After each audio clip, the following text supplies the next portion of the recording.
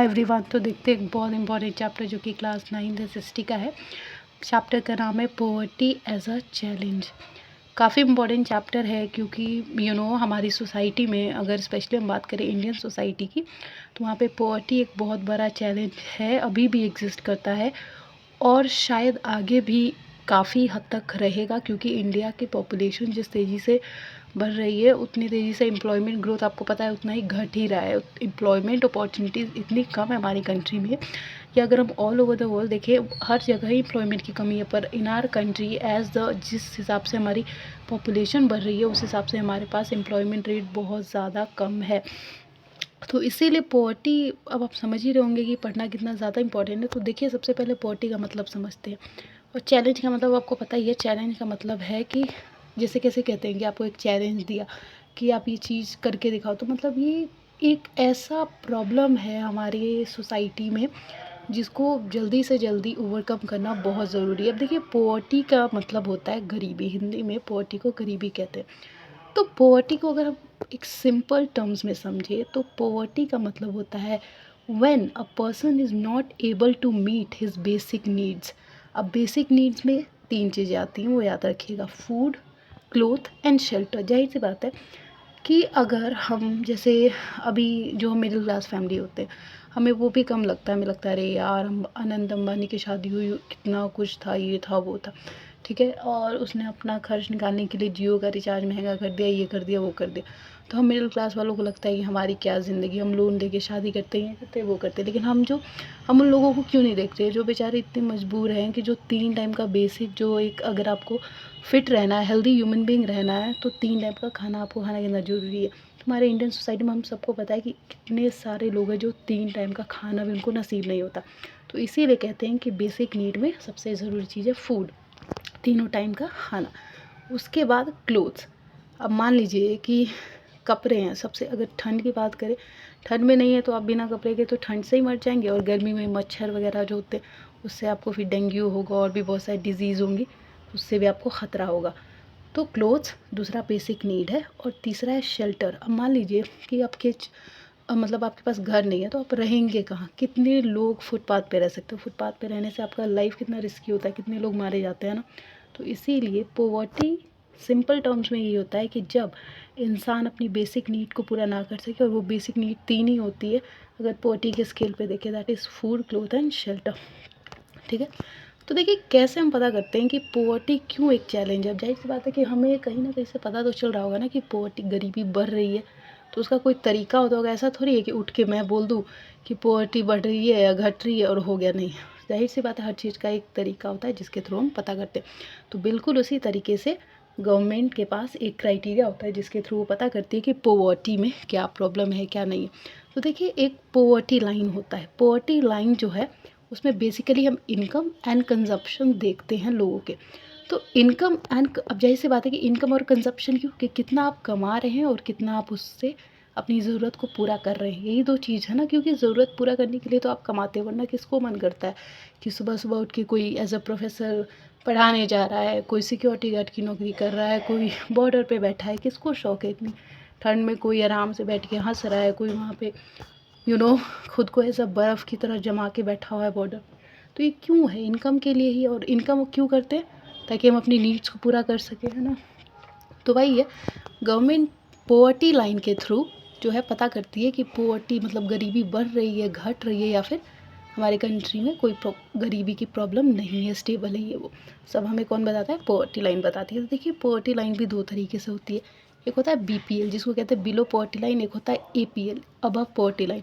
तो अगर APL show हो रहा है हमारी कंट्री में, इसका मतलब कि ज़्यादा गरीबी नहीं है, गरीबी अब सुधर रही है।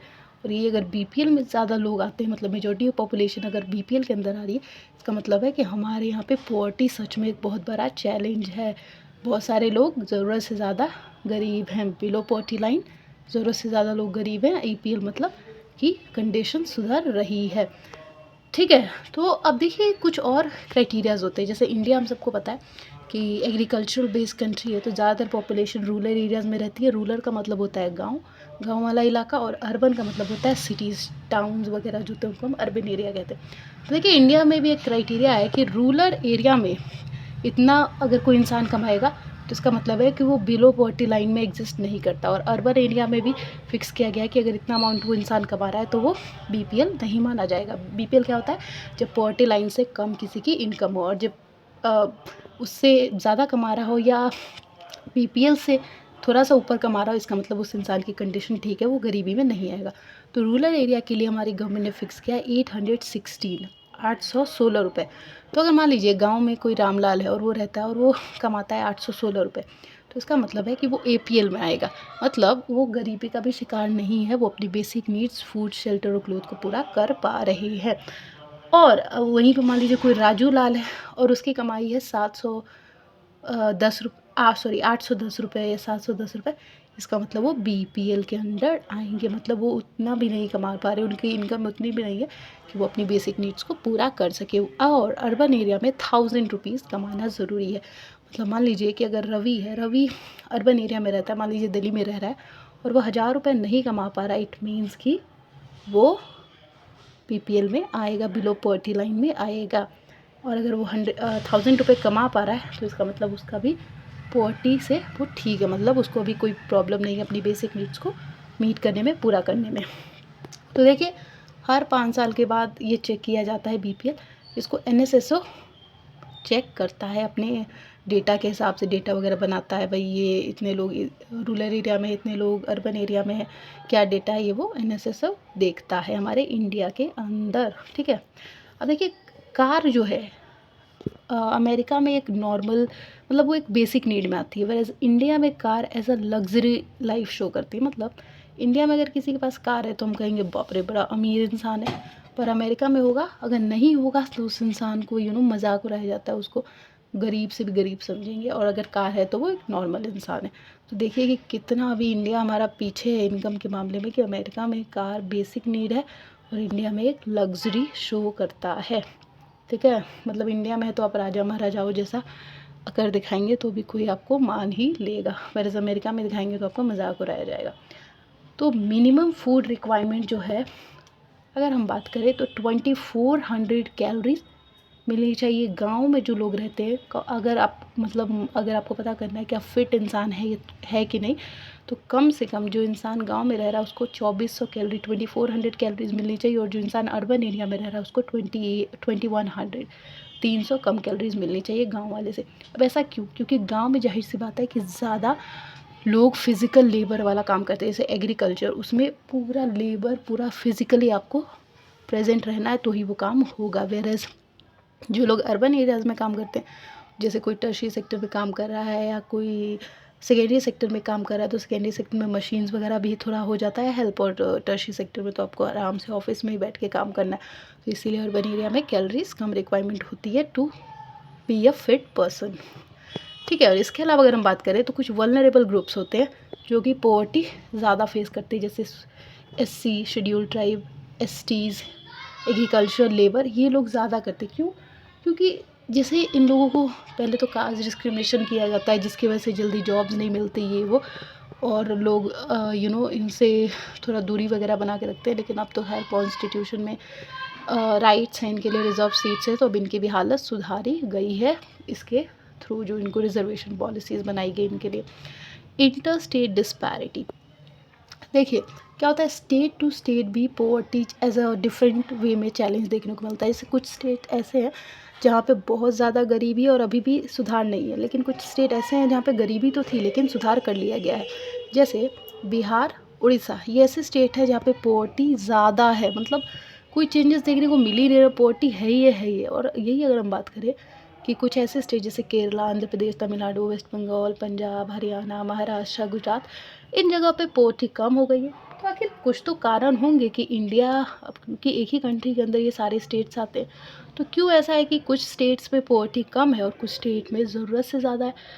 तो देखिए जिन स्टेट में पॉवर्टी कम है उन्होंने कुछ क्राइटेरियाज या फिर कुछ सिस्टम्स अपनाए थे जिसको हम कहते हैं ग्रीन रेवोल्यूशन। देखिए ग्रीन रेवोल्यूशन एक modern type of agricultural practice है जिसमें HYB सीड्स, पेस्टिसाइड्स का यूज़ किया जाता है। HYB seeds high yielding variety of seeds होती है जिससे प्रोडक्शन ज़्यादा होता है as compared to traditional way of farming से। लेकिन इसमें एक चीज़ ख़राबी है कि सॉइल की फर्टिलिटी ख़राब होती है जल्दी से जल्दी, लेकिन अब क्योंकि इंडिया का पॉपुलेशन जिस हिसाब से बढ़ रहा है तो ग्रीन रेवोल्यूशन हमारे लिए एज अ बून ही साबित हुआ है। तो पंजाब हरियाणा जैसे स्टेट्स ने ग्रीन रेवोल्यूशन को सबसे पहले अपनाया था और काफ़ी ज़्यादा इससे पॉवर्टी कम करने में, ओवरकम करने में मदद मिली, क्योंकि ज़्यादा अनाज उगा पाए ना तो लोग उसको बेच के अपना खर्च निकाल पाते थे। वेयरएज़ बाकी जो जिस स्टेट में ज़्यादा पॉवर्टी है, बिहार उड़ीसा, वहाँ पे ग्रीन रेवोल्यूशन का भी इतना खास इम्पैक्ट देखने को नहीं मिला। तो अगर वहाँ पे पॉवर्टी कम करना है तो हम ग्रीन रेवोल्यूशन वहाँ पे भी इम्प्लीमेंट कर सकते हैं, जिससे कि पॉवर्टी कम होगी। इसके अलावा हम बात करें तो ह्यूमन रेजोल्यूशंस भी काफ़ी देखने को मिले यहाँ पे। पीडीएस सिस्टम, कुछ स्टेट्स हैं उन्होंने पीडीएस पब्लिक डिस्ट्रीब्यूशन सिस्टम मतलब राशन वगैरह बांटने का तरीका अपनाया। मतलब मान लीजिए गवर्नमेंट जो है कहीं कहीं फ्री राशन वगैरह भी देती है, तो जिससे पॉवर्टी कम देखने को मिलता है, क्योंकि लोग अपने बेसिक नीड्स को मीट कर पाते। और कुछ स्टेट ने सर्विस सेक्टर पे ज़्यादा ध्यान दिया, तो अगर वहाँ पे सर्विस सेक्टर आए, लोगों को एम्प्लॉयमेंट मिला, जिससे पॉवर्टी कम हो गई या होने के चांसेस बढ़ गए। इसके अलावा अगर हम बात करें तो जो वर्ल्ड बैंक है वो वर्ल्ड लेवल पे बताता है कि किस कंट्री में ज़्यादा पॉवर्टी और किस कंट्री में कम है। तो अगर हम बात करें तो हमारी कंट्री इंडिया में 1990 में 36% पॉवर्टी थी, वरस 2015 में 10% हो गई। तो काफ़ी बड़ा ड्रास्टिक चेंज देखने को मिला पॉवर्टी के अंदर, मतलब काफ़ी हद तक सुधरी। 16 माइनस करो 36 में से 10, 6 to 1, 16% पॉवर्टी रेट गिरा था। ठीक है, गिरा है। और यही अगर हम बात करें सब सहारन अफ्रीका जो को है, वहाँ पे 2005 में 51% पॉवर्टी था, बट 2015 में वही घट के 41% हो गया, मतलब टोटल 10% रिडक्शन देखने को मिला। तो काफ़ी अच्छे से कंट्रोल किया पॉवर्टी यहाँ पे सब सहारन अफ्रीका में। चाइना में तो मतलब पता नहीं, हमें तो समझना चाहिए कि क्या इसने स्ट्रैटेजी अपनाई कि पॉवर्टी बिल्कुल ज़ीरो ही हो गया। कुछ तो ऐसा खास कर रहा होगा ना चाइना, जिससे यहाँ पे पॉवर्टी इतनी कम हो गई। तो हमें तो आइडिया मिलना चाहिए, कि हर कंट्री को मिलना चाहिए, क्योंकि पॉवर्टी अपने आप में श्राप ही आप कह सकते हैं। 1981 में वहाँ पे 88.3% पॉवर्टी थी, 2008 में 14.7 इतना गिर गया, 2015 में 0.7%। तो ज़रूर कुछ तो खास कर रहा होगा, तो हमें भी आइडिया तो मिल जाना चाहिए। इसके अलावा अगर हम बात करें कि क्या कारण थे पॉवर्टी के, तो देखिए कॉलोनियल रूल। जब ब्रिटिशर्स आए उन्होंने हमें अपना गुलाम बना लिया, सब कुछ कंट्रोल करने लगे और वो सारा फ़ायदा उठा के ले जाते थे हमसे, टैक्सेस लगाना ये वो। तो कॉलोनियल रूल सबसे बड़ा कारण रहा इंडिया में पॉवर्टी का। अनइक्वल डिस्ट्रीब्यूशन ऑफ रिसोर्सेज भी सही तरीके से नहीं बटे, जैसे जो ज़मींदार थे उन्होंने सारे लैंड्स वगैरह कब्ज़ा कर लिया था। तो जो अमीर थे, कहते हैं ना अमीर और अमीर होता गया या होता जा रहा है, और गरीब क्यों। आज के टाइम पे भी जो हमारे जो बिजनेसमैन्स वगैरह हैं, जैसे उनको बहुत अमाउंट में लोन्स वगैरह ईजिली मिल जाता है और उसको जैसे चाहते हैं वैसे यूज़ करते हैं वो, ठीक है। और गरीब लोगों को जल्दी नहीं मिल पाता। पॉपुलेशन बढ़ रही है इंडिया की, ये भी कारण है। और अगर इसके अलावा अगर हम बात करें तो गवर्नमेंट ने भी कुछ ऐसे एंटी पॉवर्टी प्रोग्राम्स चलाए जिससे कि पॉवर्टी कम किया जा सके, जैसे MNREGA, Mahatma Gandhi rural employment guarantee act 2005 में बना था, जिसके थ्रू 3 महीने 10 दिन के लिए हर फैमिली को, जहाँ पे एम्प्लॉयमेंट नहीं है, जिस फैमिली के अंदर एक भी इंसान नहीं काम करता, वहाँ पे उनको जॉब अपॉर्चुनिटीज़ दी जाती हैं। और इसमें 15 सीट्स वुमेन के लिए भी रिजर्व होती है। इसके अलावा सर्वजनिति ग्राम इसके अलावा सर्व रोजगार योजना 1999 में बनाया गया था। तो ये सब कुछ है एंटी पॉवर्टी मेजर्स जो कि गवर्नमेंट लेती है ताकि पॉवर्टी को दूर किया जा सके। तो आई होप आपको क्लियर होगा पॉवर्टी एज अ चैलेंज, और समझ ही गए होंगे आपकी कितना इंपॉर्टेंट टॉपिक है पॉवर्टी। ध्यान में रखना, क्योंकि being a youth of India हमें तो ये सब समझना पड़ेगा, तभी हम आगे इस चीज़ को ओवरकम करने में हेल्प करेंगे। So I hope it's clear. So if it is then subscribe the channel, like the video and share with your friends. Thank you.